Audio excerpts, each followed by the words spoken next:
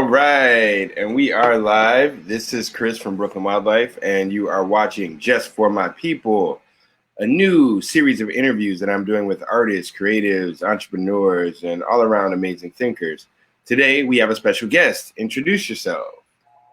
Hi, my name is Wynn D. I am a pianist and trumpet player. I play all kinds of styles, classical jazz and my own weird shit, which I either call free jazz or out classical. And I also write, and I am also an educator. So let's get right to it. What brought you into jazz? How did you get started in music? And where are you now with your music? Good questions. Jazz really found me. I've been a lifelong musician. We had an old janky upright in my house growing up. I grew up in an old farmhouse on the dead end of a dirt road, off of a dead end dirt road on the French-Canadian border in Vermont. And as soon as I could walk to the keys or waddle to the keys, I did. And I just used to sit down and I just kind of figured it out. Like, oh, if you go, you space one key in between, you get a sound that sounds pretty nice. And if you go one more up, that sounds pretty nice too. And if you go one more up from that, it sounds pretty nice. So I was figuring out, triad seventh chords and stuff from a young age. And my family was musical, but not really. I feel like a lot of this stuff I just kind of picked up through osmosis. I started playing trumpet when I was 8, and I played on this rummage sale cornet that my mom got at a church and for $60, and I played that thing to pretty much to Carnegie Hall, which was when I was 16. Then my mom got me a proper trumpet, but I love the old cornet. And I remember saying to people, even though I had no business knowing who he was, this old Charlie Parker quote, "It's not the horn, it's how you make it sing," because he used to pawn his horn all the time to cop. He's just one of my favorites. I love him. He plays on my team. So yeah, I was always kind of like familiar with jazz somehow. And then when I was in high school, I was hanging out with musicians, and one of my friends gave me Miles Davis Kind of Blue and John Coltrane, A Love Supreme. And then another person said, well, if you're listening to that, you got to make sure you bounce it out with some Sun Ra. So I was listening to both the modal jazz and kind of like, then, the bebop tradition too earlier than that, and out jazz at the same time, which I think has really informed my style as a musician, because I believe that it's all connected. A lot of times people, when it comes to jazz, they try to separate it out. Either you're playing chord changes and cutting changes, 2, 3 a measure, or you're way out in outer space. And I think there's a balance in between. So yeah, I think that pretty much says it. And jazz is kind of it's one of my, hard resets. If I'm ever feeling sad or upset, it's just all I have to do is tap into my teachers. So yeah, I guess that's sort of how I got into it. It sort of chose me, which sounds cliche, but it's true. And I may be wrong about this, but do you find that there are a lot of young women being encouraged to go into trumpet? No. And in fact, I had the privilege of meeting and actually playing with Wynton Marsalis 2 years ago, with him on piano and me on trumpet. I almost died. It was fucking amazing. And I asked him about that very question, and he said, honestly, jazz is just so hyper masculinized. He's like, you walk into a club and you just see it's all men basically lifting weights on their instruments. You know what I mean? There's no women. And with trumpet in particular, I played it because my dad played it. And to get, not to get too real, but to get real, after my parents split up, I wanted to kind of like do something that would make me sort of energetically closer to my dad. So I thought, well, I'll play trumpet too. And so for me, it was like, it wasn't really about gender. It was more about family and about connection. And then, I'm from such a small town. There's 30 kids in my class. Whoa. That, there's no, yeah. We actually learned music in the last operating one-room schoolhouse, possibly in the entire U.S., from a total goddess music teacher who just was an angel sent from heaven. She used to gig in New York City, and she ended up in this small town in Vermont teaching us any instrument we wanted. So I didn't really have a conception of gender. It was just, I want to play this instrument. And then I learned kind of later on that it had this sort of masculinity to it. You have to be very athletic to play trumpet. It's a very athletic instrument. You have to build up your chops. You have to kind of like, work with it with your body. I actually have no idea. I tried to play one time. I guess my mom put me in like youth orchestra or something like that, and you had the choice of what you wanted to play. And however young I was like, I want to play saxophone because that seemed cool. And they were like, no, you're too young. It's going to mess your teeth up. You got to play like a string instrument or something like that. Then at another point, so I tried cello and was horrible. I tried violin, was horrible. So at another point, I got to try trumpet.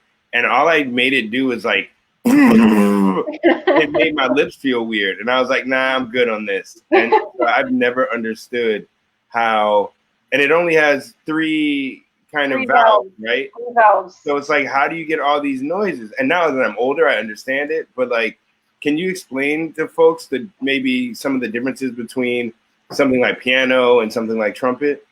It's a really good question. I feel like it's two different mindsets if you're playing a wind instrument versus an instrument where it's all kind of laid out in front of you, like a string instrument or keys.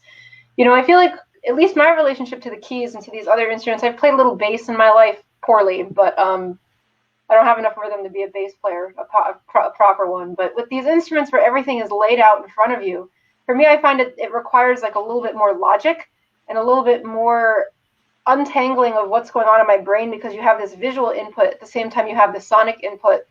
Whereas on a wind instrument, it has to come from inside and you have to visualize it. And I think having that extra sensory variable taken out actually, for me, clarifies my musical intent, so I'm able to tap into that stream easier. There's different challenges, of course. You have to build up a physical endurance to be able to play something like trumpet or really any wind instrument, but I think brass in particular, because like you said, everyone sucks when they first start. Everyone sounds like they're just, taking a big shit, when they, like literally, everyone sucks when they start, which I actually think is another great thing about wind instruments and brass instruments in particular, is that you're allowed to be vulnerable. It's not like a piano where you can kind of go up and automatically make a sound. Like everyone starts from zero when it comes to a wind instrument. Everyone squawks on a reed instrument. Everyone sounds terrible on brass. And I think when you're given that space to be vulnerable, it allows you, again, to tap into that kind of spiritual space of just expressing yourself through the instrument a little bit easier. That being said, I feel like with piano, instead of like with wind instruments where you're actually producing something, the work that I do at the keys is to remove myself and to just kind of become like one with, call it the higher power, call it the creative source, but to remove myself and just let myself kind of become one with this thing in front of me, if that makes any sense. Yeah. It taps into two different streams, And with being at some point, then were you classically trained, or did you take lessons or courses or things of that nature? No, I taught myself trumpet pretty much from scratch. My band teacher, or the music teacher at the one-room schoolhouse, she taught me like, okay, you buzz your lips, and like, taught me like a scale. And then I just sort of figured it out because, like you said, the three valves, what they do is they create these things, they each play a relationship of notes called partials. So for instance, one combination or one permutation of how you press the valves, and open is also a position, will get you like a major fifth, and then you'll go a fourth above that. So that's just an example, right? Or you press down the first valve, then you get fifths and fourths, and then you get into thirds in the higher octave. This is just a particular example, but like once I figured out, oh, there's a pattern here, then I could just sort of take off, and I realized, well, I already know how to build up my endurance. It's just the same thing I've been doing. Blow some long tones, make the sound, visualize it, hear it, see it, feel it, and then just sort of take off. And with piano, it's the same thing. I sort of just taught myself. I didn't really learn how to read music, truth be told, until I was in high school. Like properly, I sort of like figured out like, oh, okay, if there's more lines, it must go faster. I didn't really know like what the specific differences were, and because I primarily learned by ear. And in fact, I used to listen to Wynton Marsalis's classical stuff when I was a kid. The Carnival of Venice, I was blown away by it. So I would just listen a lot as a kid and listen to jazz and stuff too, and just kind of figure it out. I used to listen to the Beatles a lot and just kind of make up my own little versions of Beatles songs, like Eleanor Rigby major key, you know what I mean? You can just kind of hear it. And so that's sort of where I would go. And I didn't get any training on trumpet pretty much ever. I had a teacher in high school for like a year who offered to teach me for free, which was really great because I sort of had this weird little career as a trumpet player back in Vermont when I was in high school, playing gigs and stuff. And on piano, I didn't take any lessons until I was 27 years old when I was finishing up my PhD in music. at Cornell, which is just fucking, privilege Ivy League bullshit. No, but wait, isn't that like being trained? Like if you have a degree in music? So my degree in music was not in music performance. It was in something called ethnomusicology, which is the anthropology of music. So my research was on Japanese underground music and capitalism and its relationship to ancient Buddhist music. And I hypothesized that we can think about capitalism itself as an aesthetic and identifying capitalism as a social practice and as a sound that you can hear, like an Apple commercial, for instance. It's like these really dark, almost like dark ages sounding like doom and gloom kind of an aesthetic, or like if you ever hear like an arpeggio or like da da da da da da da da da da da da da da da da, like it sounds like an advertisement, right? So I sort of like fleshed that out with pop music, and like algorithmically, determined beat drops to grab an audience. So my work was really anthropological, as opposed to musical. But since I had access to free lessons and stuff when I was at Cornell, I was like, okay, great, I might as well do it. And I was like taking lessons with some of my students actually, and it was really vulnerable, because like I knew a lot about music. I know how to make a good sound on piano, but like I didn't know about, something like, where should I sit? Should I sit above the keys? Should I sit below the keys? Like this was all completely new for me because I was self-taught. Now, you do have a grasp of the vocabulary and the jargon and lexicon around music. This is also through osmosis. Like you're talking about modalities, you're talking about intervals, you're using the language. So I'm kind of like, where? So yeah, a lot of it was through osmosis. But then, yeah, I mean, I did have, 2 years, I took lessons for 2 years. So that kind of helped. And then when I was at my last semester at Cornell, I was the jazz TA. And I was like, well, if I'm teaching this stuff like jazz theory, like I got to know it. So I was sort of like in a crash course teaching my students at the same time that I was sort of teaching myself. So I do have some training, but it was like basically even the training that I received was sort of self-directed, to a degree. And I'm happy I have it because now I can, especially in quarantine, I have all the time in the world or the space anyway, to just kind of keep polishing it, because I do find that this lingo and understanding modalities, understanding intervals and relationships, like especially as a person who improvises, it's just so key, pun intended, you know what I mean? Like to just be able to navigate. Otherwise it's like, well, there's only so much shit that I can just make up on the fly. If I can work within a structure, someone like Charlie Parker, he was so free, but he was working within all these structures at the same time, and he had mastered them before he could really go out. So that's sort of what I'm working on now as a musician, is to really make sure I go and like, okay, creativity, being able to go out, I have that ability. Discipline, making sure that I really know all of my scales, major, minor, bebop, blues, everything. Just really making sure I have this locked down so that I can expand my vocabulary, find different pivot points, and just go out in even more directions, if that makes sense. Yeah. I mean, in terms of you performing and playing, I've run into interesting things with classically trained musicians or folks who are more traditional, and their disinterest in improv or their actual inability. Like if you're like doing hip hop, you have people come through and you're like, yo, so here's a vibe. And they look at you like, no, what key is that in? And what's the root note? And what's the interval? And you're like, no, I made the noise in my mouth, imitate it. And you're like, oh, nah, bro. Like I learned to play Chopin and Mozart. Like I can do hella complicated things. What you're saying makes me uncomfortable. It won't be good enough. And so like, how do you balance and find yourself to be able to play the classical or the traditional, but then also go out on that limb and be vulnerable and do improv music? It's a great question. I remember once in high school, the same friend that gave me the Miles and Coltrane CDs and was like, yo, you got to get hip to this. I remember he said to me once, he's like, you can't, I said something like, oh, I'm like a classical and I'm like a jazz cat and a classical cat. And he's like, you can't be both. You have to choose one. And I remember being like, my fur just bristled at that. Like, why do you have to choose? And, the way I balance it is just, that's where my own music comes into play. I mean, when I played at Gamba Forest, which is just dope, my original stuff is typically, there's some structure in it because it's so free when it goes out. It's just like, I could hang out in seventh chord land forever and ever. You know what I mean? Like, I don't really even see, like, if it ain't broke, don't fix it. But like, while that's really free and not even really that technical, the way I try to balance that is by, maybe leading into say like, D flat or a D flat major improv, like on that song, I'm going to kill myself and I'm taking all the people down with me. Well, you know, that's really free. And oh, whoops, You're still here, but your visual just went out. okay, well, it'll probably come back. You can click the camera button to try again. Let's see. Hold on 1 second.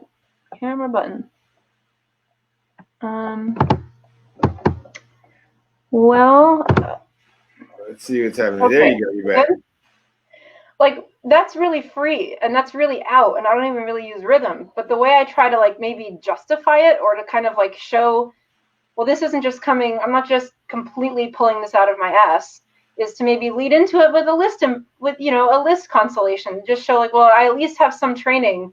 And I guess that's sort of like how I'm trying to justify it, because like my own music is really free, and it's really, I just go based on what you said. Like I go on vibe, I go on feeling, I go on something that's just floating out there that I just try to access. And it's taken me a long time to accept that that's okay. That's okay. And that's something that my classical training, in fact, sort of tried to tell me wasn't. I actually had to change piano teachers at one point in my very short 2-year-long training period, because the first teacher I had, which I was meant to have, you know, there's no mistakes, was just very like, you can't, that's not what being a musician is. Being a musician is discipline, it's all this other stuff, and I just like, I didn't agree. But on the other hand, I do see that point where like cultivating these skills of discipline and like learning how to read sheet music, it untangles something, and it gives that freedom a little bit more context. Because so many people thinking about jazz, they never think about Sun Ra as the innovative pianist that he was. He was one of the first pianists to really utilize the Fender Rhodes. And that just changed the game in the 60s and 70s. No one ever talks about who he was as a keyboard player, the interesting intervals that he used. You know, he used a lot of major seconds and stuff like that. No one ever talks about that. People instead will just endlessly, you know, oh, Bill Evans, Red Garland, you know, Art Tatum, great players. I mean, don't get me wrong. Do not get me wrong. These are amazing players. Ahmad Jamal, one of my all-time favorites. But like, Sun Ra was also a pianist. He wasn't just a free jazz innovator. He was a keyboardist too. And that's sort of like the approach that I try to take, where it's like, how can we put this in a context that can get people to sort of take it seriously? And maybe that's me taking myself too seriously to think that I could possibly do anything to change that. But that's sort of one of my missions, I believe. Free jazz is just as theoretical as the other stuff.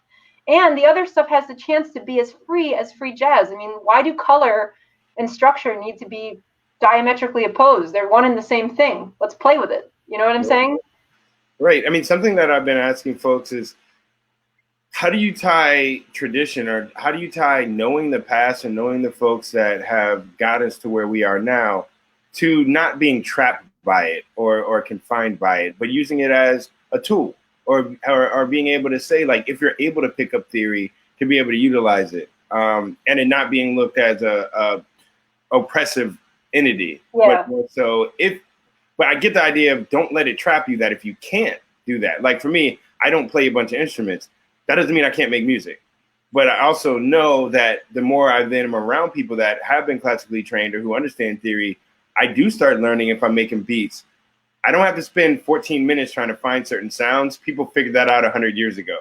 And if I can be more aware of, like you said, the spacings, or like certain notes historically have produced certain emotions, and to try to utilize that in my favor. Right. Yeah. I think these are just really good questions.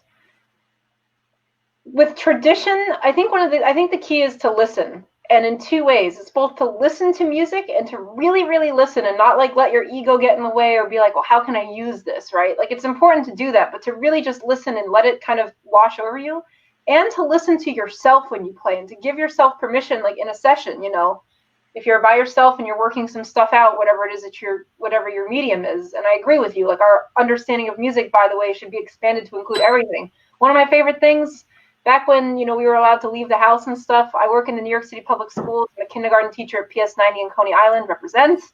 And Coney Island has some of the best train sounds like ever. I used to love just like being down there and just like listening to the music of the trains. You know what I'm saying? Like, music is everywhere. So that's just an aside.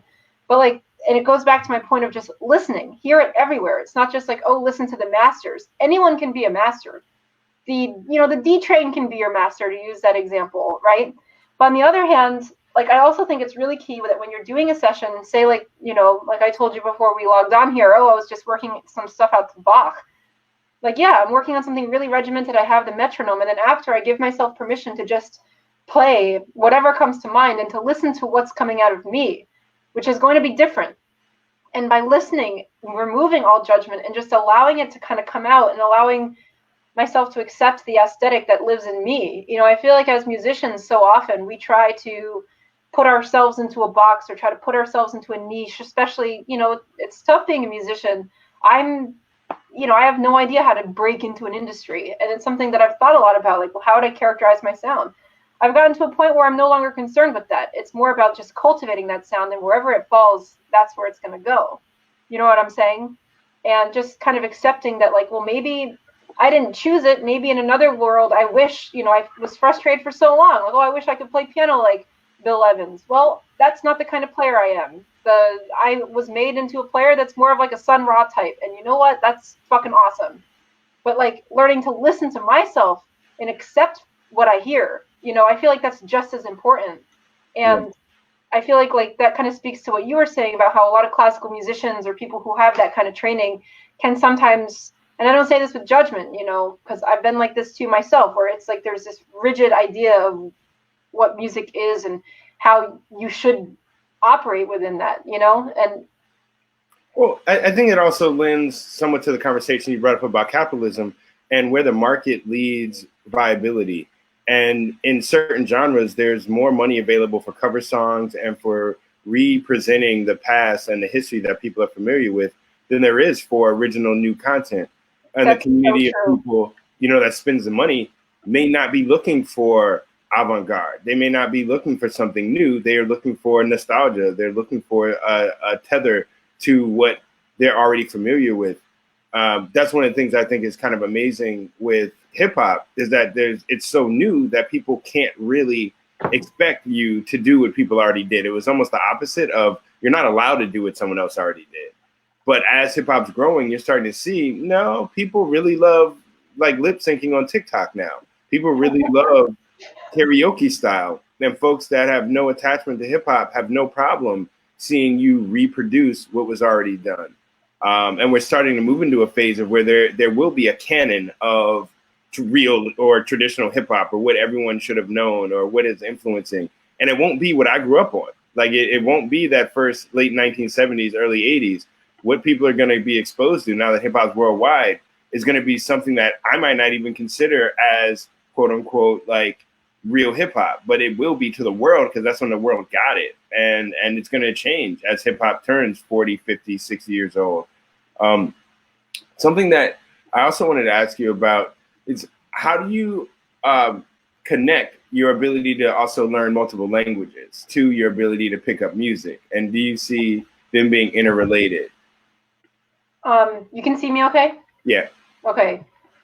First of all, really great point. You're right. Like, I do feel like, people, maybe it's like a fear thing where people, or I don't want to say people, where there's just this inclination, I think, especially in 2020 in contemporary times or whatever, the past 10 years, where just like in music, people kind of want something that sounds familiar, that's different enough to like give them like, a hit of what they want or a hit of what's wanted.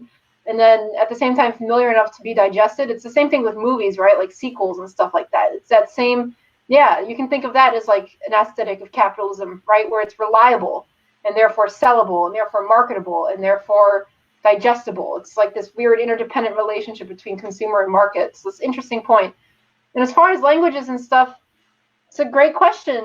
Of course, there's the old cliche, oh, music is a language, which is true. It definitely is.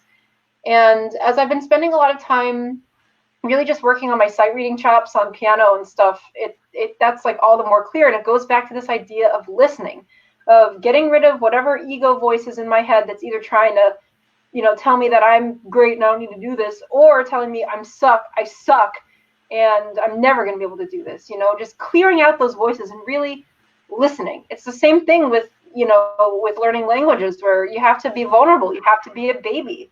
You have to be willing to sound, you know, when I first started learning Japanese, it's funny. I moved to this fishing village in Japan, and I was a middle school English teacher. My first night there, I like got to my new apartment. It was like super Japanese. It was so dope. It had like paper screens and grass floors. I love that place.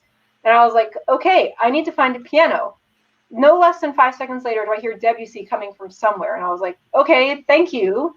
Now I'm going to go find it. So I like wandered around, and then sure enough, it was from the place next door. And I knocked on the door, and my Japanese at that time was just like, hello, it is me. It is thank you. It is play piano, can pay. It is money. Like, you know what I mean? Like, but then, you know, it was fine. And I just learned. It's like I had to be willing to make mistakes. And I feel like it's the same thing with this creative journey as well.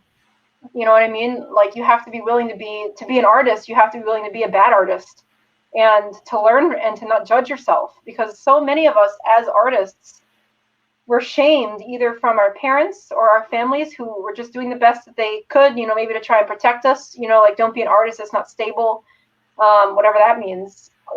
And then like society kind of telling us all these messages like, oh, if you're an artist or musician, you're unstable financially and emotionally, you know, all this stuff.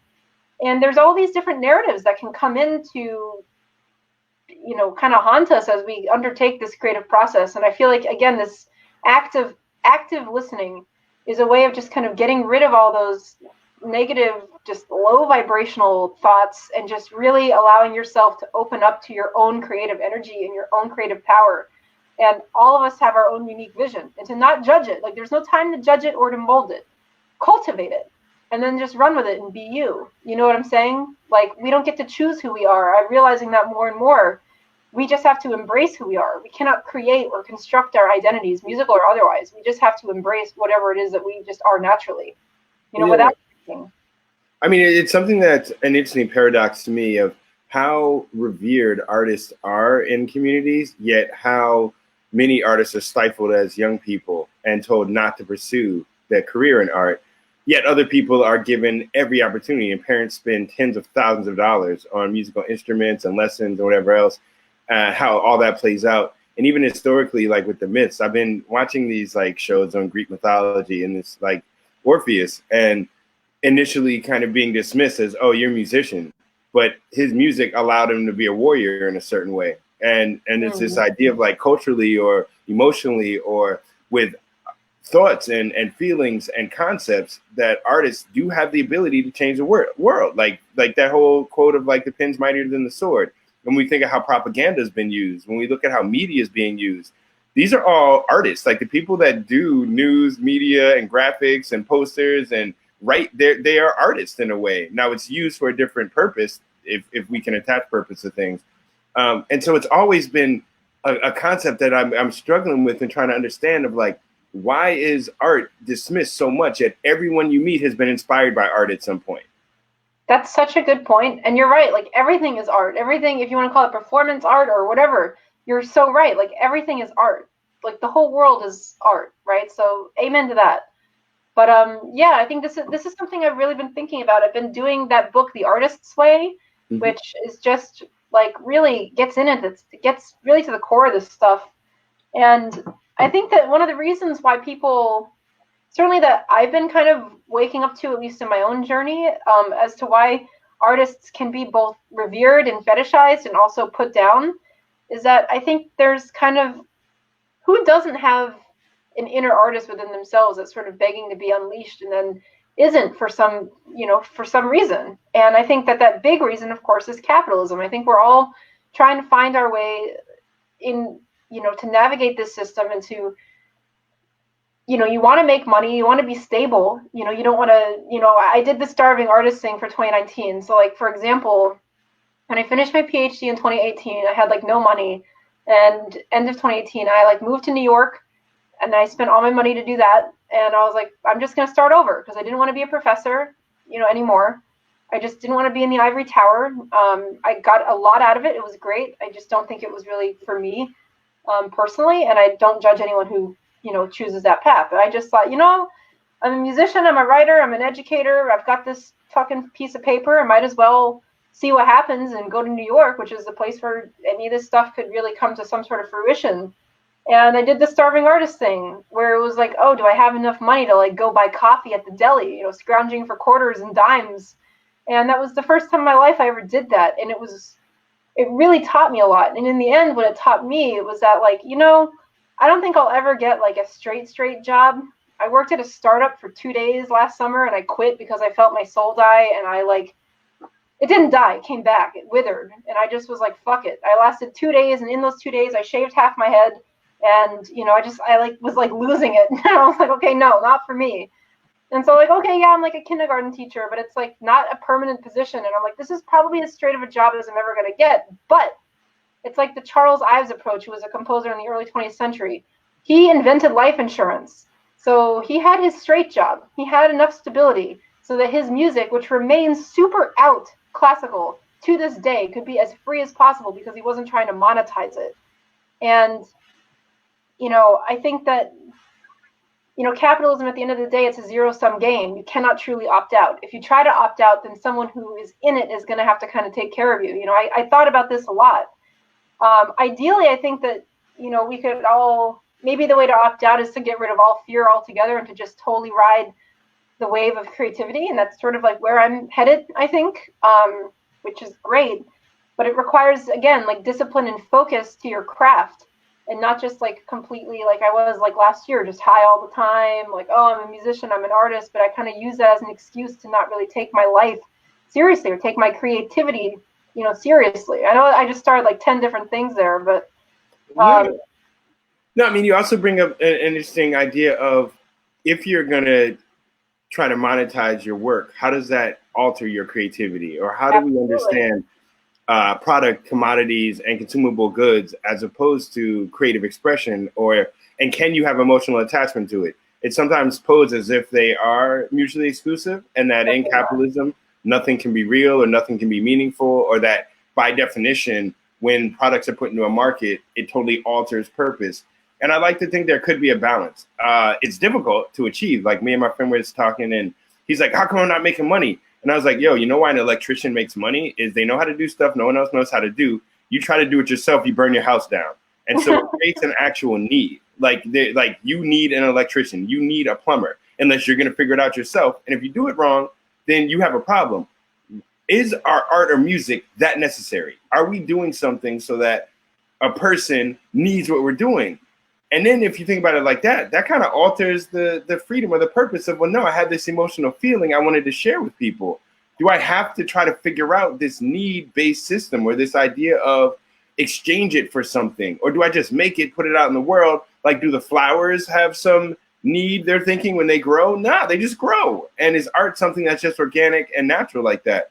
And are there advantages, though, to the fact that you can sell anything in capitalism? People were able to sell pet rocks. So maybe I could figure out how to sell my music. I just have to be smart and figure out how to use the marketing or the advertising. Now, I still don't know where I fall into that, because I make a living off of art, and I've had to pay my rent for the past 10 years doing art and events, you know, but I also never made a whole bunch of money. And I know there were things I could have done to make more money, and it didn't suit me. It didn't suit my personality. It didn't match. And so I'm also one of those people that's like, you know, maybe that's just not my role in this life. Maybe there's something that I'm here to do that isn't being one of those people that makes $80 million or is involved in certain entities. But I also think I'm attached to the results of capitalism, like in being a descendant of Africans in America. I can't look at it like money runs everything. Well, that's how slavery happened. If you let money dictate all your decisions, that's how people get human trafficked. And I'm not cool with all that. Like, money can't be the end to everything. No. But I do think there's a way to navigate and to build community. And one of my friends, Claude, was like, there's a beauty in capitalism, because if you decide to do something and can figure out how to exchange it and generate capital from it, there are other places where you can't do that. There isn't enough available capital. There aren't enough available resources. And so for you, what are some of your artistic like goals, if you have them? And do you view art as something where, like, if you have another job, it gives you more freedom with art? Or do you think, like, by making it something you need to make money off of, it pushes you, or, and not that these are in opposition, but how do you view these things? Great question and great point. Yeah, capitalism is sort of like, yeah, the justification for fascism. It's the justification for violations of human dignity. So I just want to say right on for that. Great questions. What are the goals with art? I mean, obviously, well, my goal is to live off of my output, and I've realized that for artistically, which includes music and writing, and also teaching is really creative for me. Like I teach kindergartners, but I also teach, which is super fun. I use music a lot with them too. But I also teach Chinese and Japanese, the languages, which is just really fun. So like just being able to do that, but really it's had me think a lot about, well, how am I going to do that? And I think the big thing is to make sure that my intent isn't just to make money off of it, right? And be like, oh, well, I'm entitled because my output is good, or because I feel like it, because I don't want a straight job. It has to be about service, you know? So thinking about what you were saying about music filling a need, I absolutely think music fills a need. And I think more than ever, because some of the pop music and stuff I hear, I don't want to sound, you know, curmudgeonly, but I'm just like, this is not like 17 producers to make something that just is just like an adrenaline, like I can't really, like, if that's your thing, like that's your thing, like, okay. But for me, it's just like,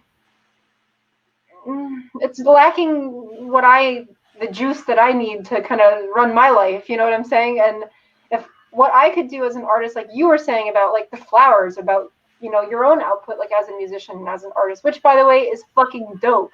Like, then, you know, what I got from that is that it's like, it's not about necessarily trying to target an audience. It's about people kind of naturally just appreciating authenticity when encountered with it, when put in front of it. And I feel like authenticity speaks for itself, you know, and that goes back to what we were saying about not being able to define yourself from the outside in, or really control how other people see you or hear you as a musician. Just be yourself and let whatever happens. So I think, you know, my goal to publish my writings, I've written a book and I have 2 other books in the works, you know, Real Talk with Dr. X, the Japan Chronicles. It's an edited version of my dissertation. It's just about like going to raves and shit in Japan and taking Buddhist dance lessons and stuff. It's pretty weird. It's like pop academia. It's like not just for the ivory tower. It's like, yo, we could all kind of like vibe with this, I think. And I think it's important. Otherwise I wouldn't have spent 7 years on it. But, you know, publish my writings and just be a musician who's out and about and making music with people and performing live, which I was doing quite a bit of before, you know, we're locked in our houses. But in any case, yeah. I feel like service is the key. Like, what is this able to contribute?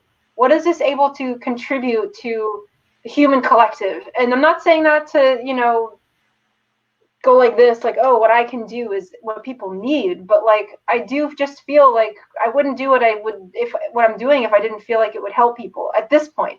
Clarifying my intent. So how am I going to do that? You know, I don't really know. With music, I think it's just about collaborating with people now more than ever, you know. And with writing, I figure the more I write and the more I just put it out there, who knows? Like maybe the universe will like show me a path, because I don't want to will my way right now. I think so long as I really keep clarifying my intent and keep it about service and just authenticity, then that authenticity will attract the opportunities that will help realize these dreams. You know what I'm saying? Because authenticity, like you were saying, it speaks for itself. You don't have to like force it or pitch it. It just is. You know, I oftentimes look at later musicians, like later albums. There was a moment I lost my wallet a couple months ago and I needed like money. My mom like wired me $150, which was great. And then I happened to be shopping at Two Bridges Records. This was right before everything shut down. And I was like, oh man, John Coltrane's last cut before he like, you know, went to the other side, like totally out jazz. And it was like the last money I had and I didn't go grocery shopping. I was like, I need this though. This is going to feed me. And it was like so good. And I often think, you know, if he had pitched that in the beginning of his career to like the record label people, would they have been like, oh yeah, I'm going to put out this out shit and everyone's going to vibe it? Absolutely not. But he was able, like that authenticity though, like speaks for itself, that he cultivated throughout his career. And even though it's like, it's super heavy, you know, it's so real. Like the reaction I had, like I just fucking cried, man. Like that's some real shit. And so I just feel like the more I cultivate my own realness and just not try to define myself, the outside will kind of line up as I clarify what's in here. Does that make any sense? Yeah. I mean, that makes total sense. And kind of, I think it's something that I'm always struggling with in my own art. And that if people know me, I tend to be kind of jokey. I can be serious or whatever, or off-putting or whatever. But usually I'm pretty jokey, pretty friendly. I like hanging out with people and exchanging with people. But my music is not super accessible. Like I enjoy, like with the ambient stuff I've been making, that came from listening to the city, being on the train, hearing all these mechanical sounds, hearing the buzzing, the electricity everywhere. You never get silence. And it isn't totally atonal, but it's not traditionally harmonic, or it's not traditionally melodic. In the way I rap, I'm not super harmonic or melodic. I don't do a lot of singy song rap.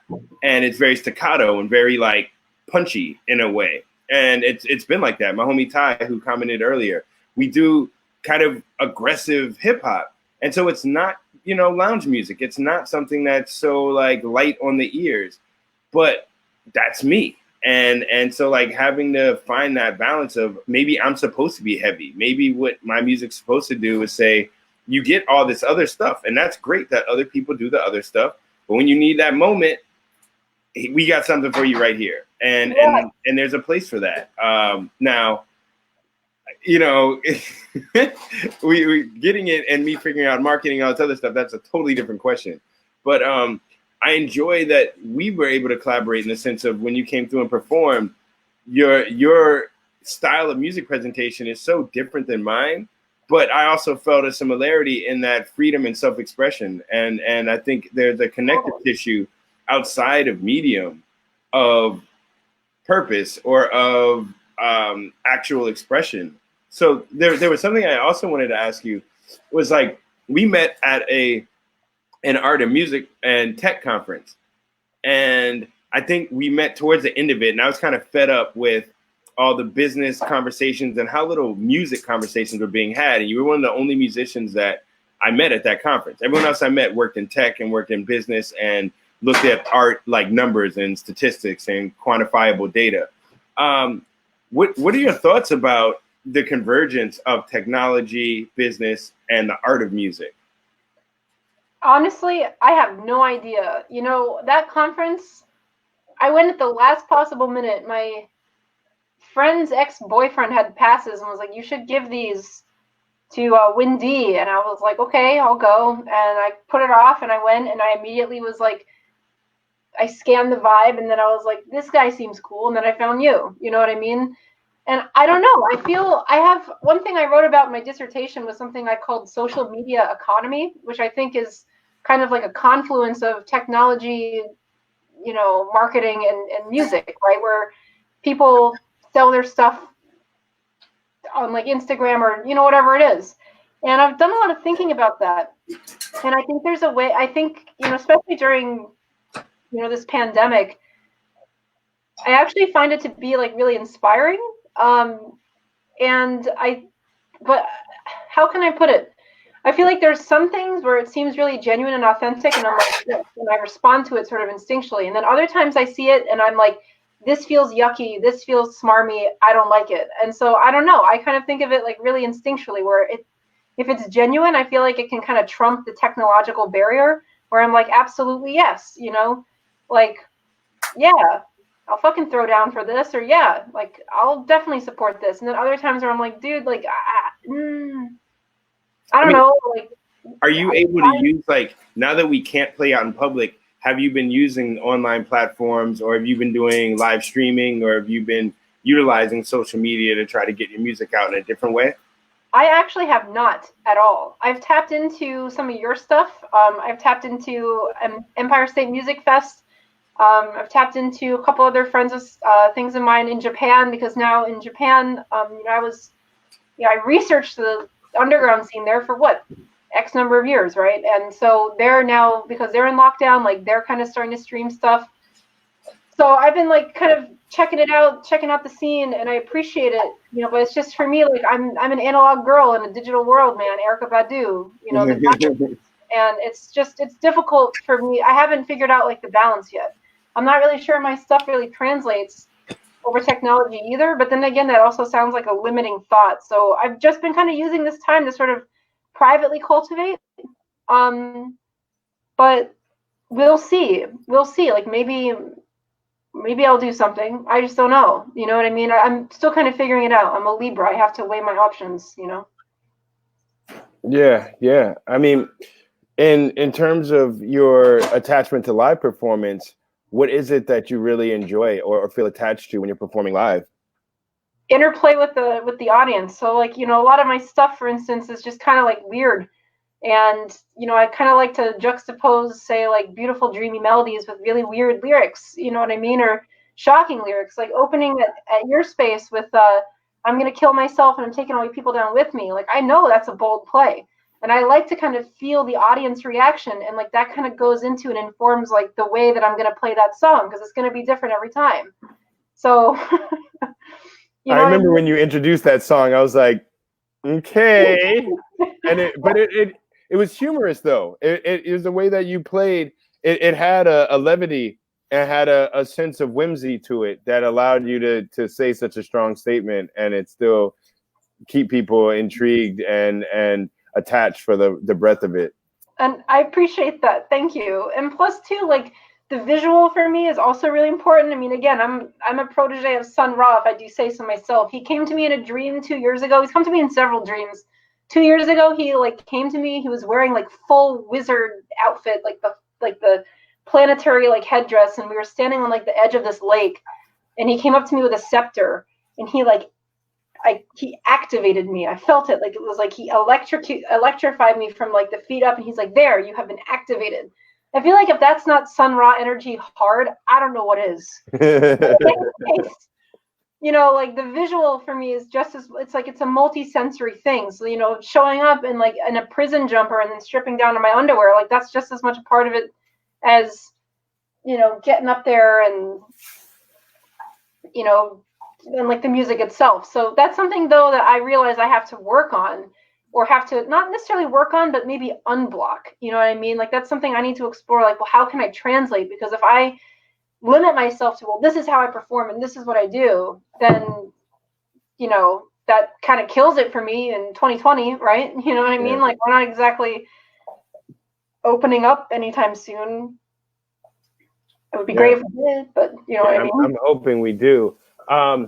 So you mentioned something earlier, and when we met, it was interesting because like I had just had surgery back in July, and I was about to start my immunotherapy treatment, and I didn't talk about it really. I was just like, "Yeah, I'm here," and you're like, "Oh, so what are you doing?" I'm like, "Nothing. It's really weird. I'm at a bar and I'm not drinking, and I'm trying to be sober." And you had discussed like your ventures into sobriety of sorts. Yes. How has your experience been? You know, and I don't want to get too personal if it's something you don't want to talk about. But how has sobriety been treating you, and are you seeing some positives to it? Thank you for asking. No, sobriety is the weirdest, hardest drug I've ever been on in my life, like bar none. I'm coming up on 7 months of total sobriety. I used to be a big weed head. Thank you. I used to be a big weed head. Booze was something I just used to go to in a pinch, like if I didn't have any ganja. And I used to think, you know, like, oh, weed, it helps me get creative. And to be fair, you know, I have had some real spiritual experiences with ganja, and I've had some really great moments at the Keys where it all opened up. But what I've found in sobriety is that I've gained focus and clarity in my life, because in retrospect, I wasted a lot of time when I was high. You know, I'd oftentimes fantasize about the show instead of actually getting a show together. Or I'd fantasize about stuff instead of actually practicing or actually being able to put in that disciplined, focused time, which, you know, again, is something that I just really feel the impetus and the call to do at this particular stage in my burgeoning career.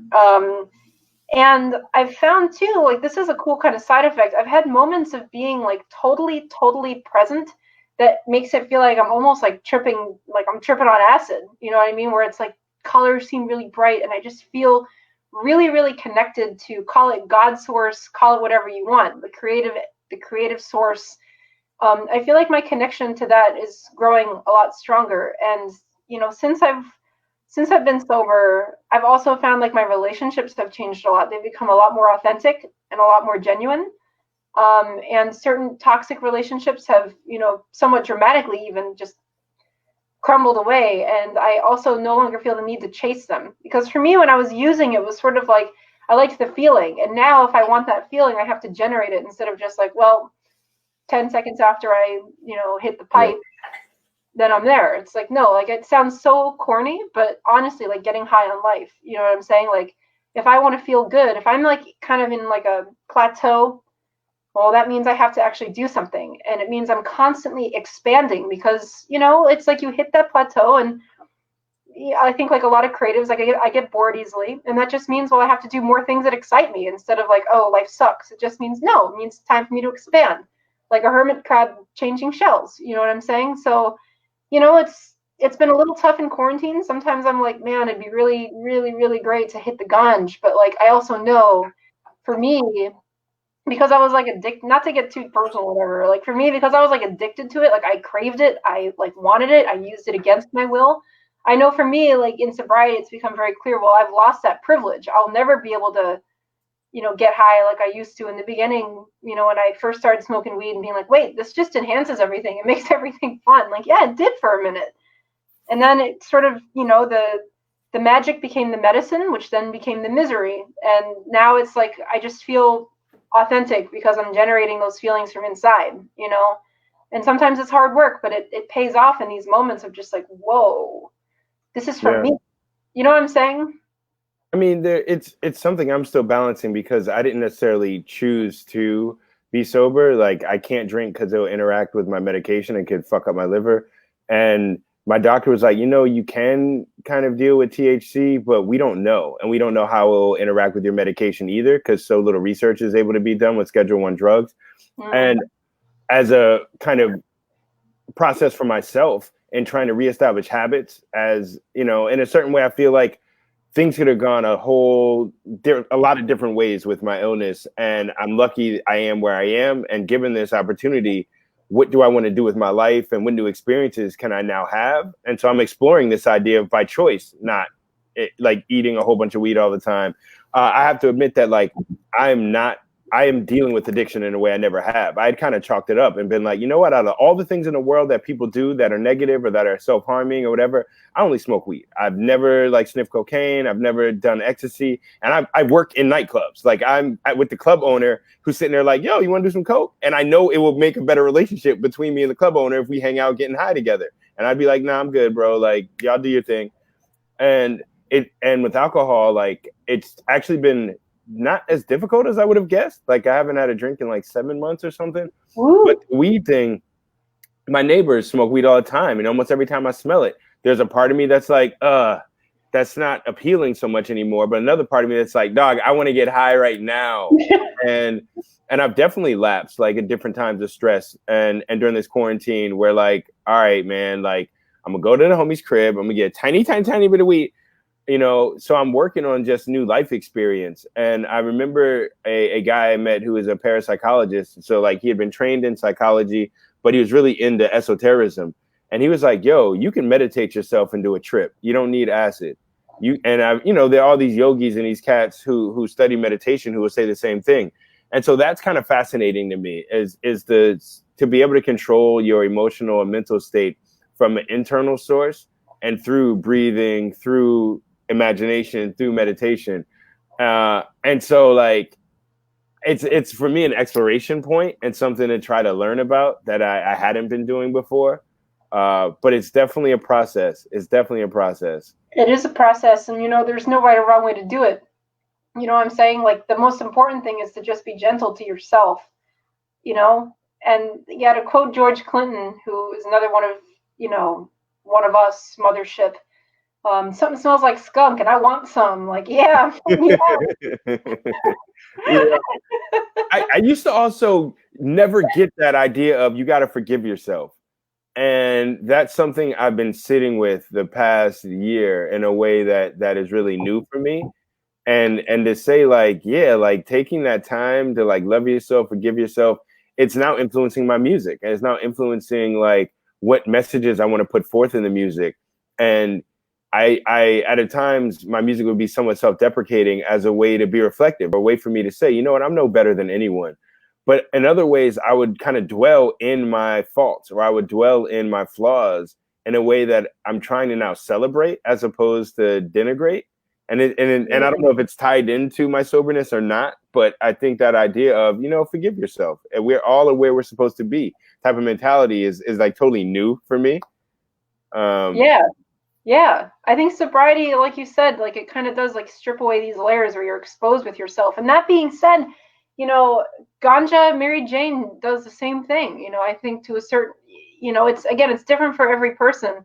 I know when I first started smoking weed, it definitely got me like for real. Like it definitely got me in touch with shit that like I had buried for so long. And I'm grateful for that. You know what I mean? But yeah, like I found that for me, like I was medicating, you know, and not everyone medicates with it. Some people can do it and it's like, oh, la la la, this is fun. For me, it was like, it was medicating something like this yucky gunk inside of me that I was just like pushing down. And then like when I was left with it, I realized, well, like you said, I got to get rid of this. And the way to get rid of it isn't to just like pick at it and dig at it. It dissolves naturally as you accept it for being there. And that's one of the great like paradoxes I'm finding with life is that as soon as you accept something, that's when the miracle happens. And it, you know, one thing I'm working on now is to not pray for, you know, if you want to call it praying, manifesting, whatever. Praying is easier catch-all term, one syllable. You want to pray for praying for results never works, but like praying for, you know, the internal shift to accept, praying for the internal shift to trust, praying for the courage to let go. These are the sorts of things that I'm kind of like really working with now as I just kind of realize like my ego has to get dissolved. And, you know, let's be clear, drugs can be really great for ego death, you know, acid. How many ego deaths have we all, you know, had on an acid trip? It's like you realize, oh God, love is the answer. I remember like looking, you know, in mirrors, tripping on acid, just being like, my God, I'm so hard on you. I'm so hard on you and I'm sorry. And realizing like I can take those positive experiences, they were all positive, everything's all positive, and really just anchor them in this dimension that I'm in now, and talk to myself with that same self-love, even without, you know, the help of something. That isn't to say that like, you know, again, it's all personal. I just found it for me, you know, there was moments when I was smoking ganja where I was just like, you know, scraping resin from, you know, my friend's pipe just because I was desperate to get high. And I realized like, wait a minute, what is this really about? You know what I'm saying? Like, Yeah. That's not good. That's not a good look. You know what I'm saying? I mean, and it's something that's difficult in the arts and music community to discuss. And like, I'm hoping that there'll be more forums for discussions and understanding where it's not polarized, or it's not a better than or worse than, but a reality of where people are in their lives. And there are two things that in this arts community, I feel not like there's only one arts community, but in the community that I've at least been around, of people talking about God and people talking about sobriety are things that seem to be a bit off-putting or seem to be a bit taboo. And I'm interested in seeing how that can be holistic, and that people who don't believe in God can talk with people that do, and people who aren't sober can still hang around people that are, and we can have an understanding of life experience as opposed to this polar approach to it. Yeah. We just been all over the place. No, I vibe you so hard. I mean, like in the higher power stuff, like, yeah, it can be off-putting, but, you know, I've realized, like, I think that so much of it has to do with approach, right? I used to be pretty dogmatic in how I viewed things because it was like ostensibly, I'm like, oh, I want to help. I want to help. Well, I've realized, you know, especially we're living in these interesting times where discussions about, say, boundaries and mental health and stuff like that are becoming much less taboo, which is just such a beautiful thing. But one thing I've noticed is that people, or not people, I shouldn't say that. One thing I've noticed is that in discussions of boundaries, oftentimes what I see is like, oh, well, draw a boundary with someone, tell them what your limit is. And I realized, at least for me, and this ties into like presentation for the higher power stuff or sobriety stuff, is like, well, a boundary is not something that I assign to someone else. A boundary for me is something that is just an internal promise that I make. Anything outside in the matrix of life, which is what I see life as increasingly, right? It's a matrix. Everyone we meet is a teacher. We're never victims. You know what I'm saying? Like, if someone victimizes us, really, we still have a choice. Do I continue in this relationship, or do I continue in this relationship in a spiritual sense and in the third dimension? You know, thank you, best of luck. You know what I'm saying? And so for me, a boundary is what's my limit, you know, and not necessarily telling another person what that is, but to just know what my limit is, and if that limit is exceeded, to act according to what my intuition says. Is it something that I'm safely able to be like, hey, this is a thing that not okay? Or is that like a conversation that just won't go anywhere? You know what I'm saying? When it comes to sobriety, one thing I did notice is that when I got clean, some of my buddies, one person in particular that I used to use with, that person just really did not want any part of me, even though I never really projected that onto this person. And I think that, you know, choosing sobriety can make some people uncomfortable. It doesn't make everyone uncomfortable though, and that's great. And for me, like, again, I've just sort of I'm taking increasingly this approach to my life where I am not managing what's outside. The outside is something that I manage by doing internal work on myself. And if people in the matrix get closer to me as a result, great, I will cherish those relationships. If people get further away from me, then go be far away, because it would be an invasion of their boundaries for me to chase after them. You know, chasing is just as controlling as trying to keep. You know what I'm saying? So it's like live and let live. If people in opportunities come to you, then great. For me, it's just all about forward momentum at this point. And if there's a green light, go through it, you know, and indiscriminatory. Like for me, it's just like, it's momentum, it's pace. Like I got to move forward. Maybe it's because I've got that Capricorn moon. Like I've got to move forward. Well, then that's me. So be it. You know what I mean?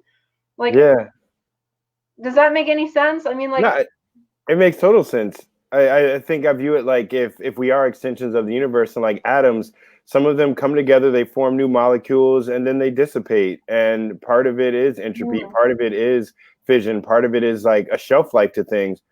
And not all things are supposed to be a noble gas and just sit by themselves and never be affected. And not all things are supposed to be permanent bonds that last for eternity. And each thing leads to something else in a new creation as these atoms come together, crash, split, and then reconnect with other atoms. So it's part of a natural process to me, and that like I can love you from over there sometimes. Like we don't always have to love each other right here. I can love you from you do your thing over there, and that's cool. But yeah, wow. All right, so we have hit our hour. I want to thank you for coming on, and we went all over the place in a lovely way. Can you let people know how to find you and your music before we take off? Awesome. So thanks, viewers, and thank you so much for this opportunity. This was just a really wonderful hour plus. So you can find me on SoundCloud, www.soundcloud.com/Wynn D Aquarius, WYNND Aquarius, no spaces or underscores or anything like that. On Instagram, I'm Wynn D_Aquarius. Aquarius is my rising sign. So yeah, and I think that's pretty good. I think that's where you can find me musically anyway. So thanks. Yeah, I've uploaded some weird shit. Check it out. Awesome. And that's great. So you're Aquarius with Capricorn moon and a Libra sun. I think I'm Capricorn with Gemini, but I'm on the cusp of Capricorn Aquarius, so it's weird. We have some similarities out there. January 19th. Oh, nice. Oh, yeah, nice. Cap with some Aquarius tinges and some Gemini, absolutely. Yeah, their energy. Just weirdo out here, but yeah. So for people that are looking to check you out, I can attest and say I'm biased. I like your work. When we first met and you told me about your work, I was like, yo, this sounds interesting. But to talk about music's one thing. When I heard it and I was like, oh, okay, this is kind of like, you can hear the rudiment and you can hear the root of it. And that like, all right, she knows what she's doing. But then also it was out there. And in certain songs, I'm like, wait, what is happening right now? Which I dig. So I appreciate it when you came through Gamba. As a person that likes to take their art seriously, but also wear crazy outfits, I appreciated your reflection of that as well. And so for people watching and listening, check out Wynn D. You have been watching Just for My People. My name is Chris Carr, and we'll see you soon. Thank you. Peace.